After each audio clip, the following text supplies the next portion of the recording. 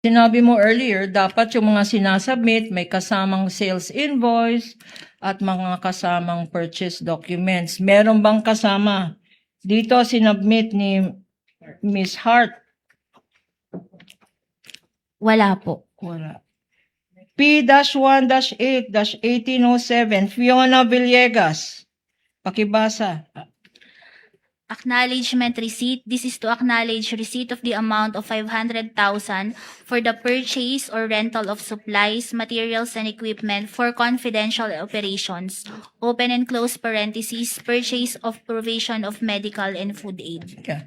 Nakalagay purchase of medical and food aid. Ito ba isang ayon sa pinapayagan na paggamitan ng confidential funds? Base po dito, nakalagay po na it's for the purchase of supplies na naka-open and close po, provision of medical and food aid. P-1-8-1466. Kamag-anak ata to ni Senator Bong Revilla. Beth Revilla, 50,000. Purchase of information.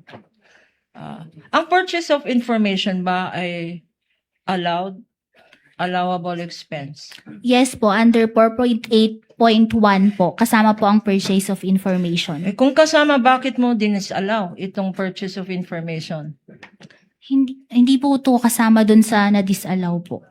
Ito. Hindi Okay. po. Balik naman tayo sa P-1-8-1220. Kamag-anak naman to ni Senator Risa Ontiveros. Clarice Ontiveros, please read the amount.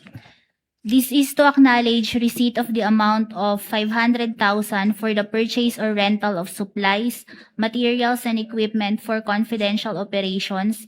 Open and close parentheses. Purchase of provision of medical and food aid. At again, disallowed ito?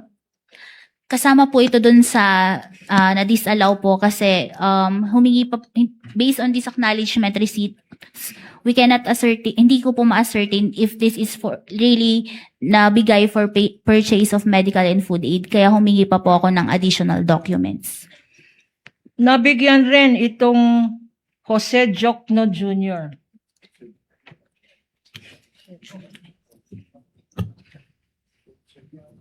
Kamag-anak ba to ni Public Prosecutor, Madam Witness? Binerify mo ba?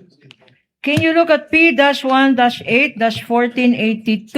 Nagbigay ng information itong Jokno. Kapangalan Jose Jokno Jr. Baka anak ni Congressman. Hindi mo tinanong kanina nung dumaan ka dyan? Hindi po. Hindi. Okay.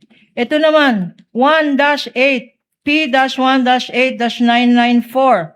Kamag-anak naman ni Senator Lapid.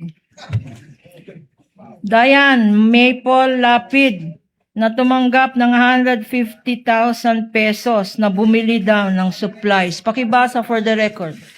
This is to acknowledge receipt of the amount of 150,000 pesos for the purchase or rental of supplies, materials, and equipment for confidential operations. Bakit?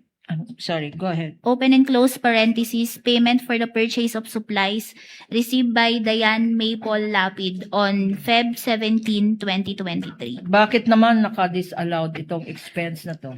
Gaya po yung sa provision and medical and food aid, based on this acknowledgement receipts po, hindi po ma-ascertain kung this is really given for the purchase of supplies, kaya nanghihi po ako ng additional documents po. Meron na naman, not once, but for the second time, Lapid family, John A. Lapid Jr., tumanggap ng 350,000 pesos. Can you read for the record?